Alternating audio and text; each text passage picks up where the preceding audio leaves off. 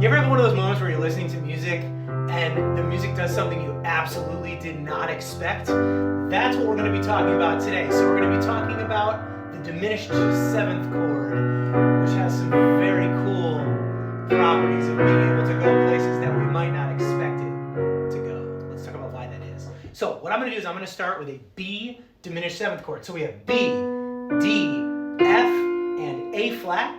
Or we could call that G sharp if we want to. We're thinking of all of these notes enharmonically, which means we don't care how they're spelled, okay? So the cool thing about the diminished seventh chord is that any one of these notes can resolve up by a half step to what we're gonna do for today is a major chord. You can also resolve them up by a half step to a minor chord. So I have a B, I have a D, I have an F, and I have a G sharp. Let's resolve the B up a half step. We're going B, fully diminished seven to C major.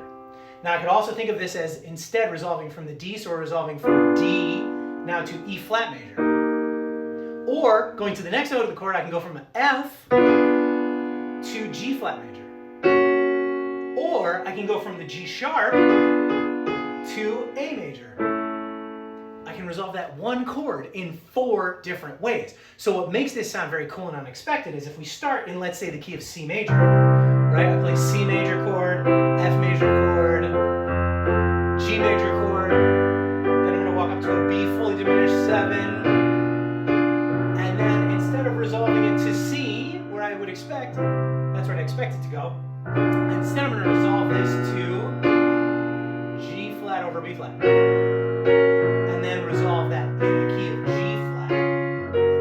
This is a great tool for modulation, but the really cool thing is just that as you're coming out of that diminished chord, you get something you totally did not expect because you came into it in C major, but you left it in G flat. And you can use that chameleon chord to come in one way and go out another way in a way that's totally unexpected. Have some fun with that.